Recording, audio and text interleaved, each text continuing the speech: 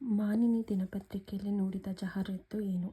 Answer: ಮಾನಿನಿ ದಿನಪತ್ರಿಕೆಯಲ್ಲಿ ಒಂದು ವಿಶಿಷ್ಟ ಜಾಹೀರಾತನ್ನು ನೋಡಿದ್ದಳು. ನಿಮ್ಮ ಮನೆಯಲ್ಲಿ ಮಕ್ಕಳನ್ನು ನೋಡಿಕೊಳ್ಳಲು ತಾತ ಅಜ್ಜಿಯರು ಇಲ್ಲದಿದ್ದರೆ ಅಕ್ಕರೆಯಿಂದ ನಾವು ನೋಡಿಕೊಳ್ಳುತ್ತೇವೆ. ಸಂಬಳ ಬೇಕಿಲ್ಲ, 2 ಹೊತ್ತಿನ ಊಟ ಸಾಕು ಎಂದಿತ್ತು.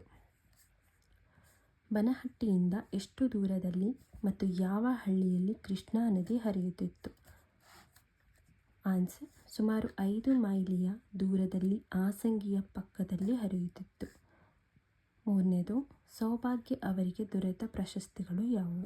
ಸೌಭಾಗ್ಯ ಅವರಿಗೆ ದೊರೆತ ಪ್ರಶಸ್ತಿಗಳು: ಸಾಗರ ಸಂಗಮ ಸಾಂಸ್ಕೃತಿಕ ಅಕಾಡೆಮಿ ಪ್ರಶಸ್ತಿ, ಪ್ರಥಮ ಕನ್ನಡ ಸಾಹಿತ್ಯ ಸಮ್ಮೇಳನ ಪ್ರಶಸ್ತಿ, ಆಯಕ್ಕಿ ಲಕ್ಷ್ಮಮ್ಮ ರಾಜ್ಯ ಪ್ರಶಸ್ತಿ, ಜಿಲ್ಲಾ ಹಾಗೂ ತಾಲೂಕು ಮಟ್ಟದ ಕನ್ನಡ ಸಾಹಿತ್ಯ ಪರಿಷತ್ ಪ್ರಶಸ್ತಿ.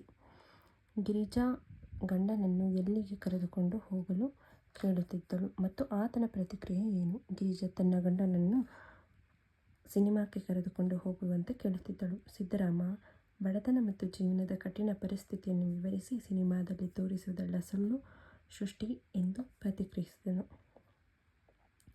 ಮನುಷ್ಯನ ದೇಹ ಏನನ್ನು ಒಳಗೊಂಡಿದೆ ಎಂದು ಕಡಕೋಳ ಮಡಿವಾಳಪ್ಪ ಹೇಳಿದ್ದಾರೆ?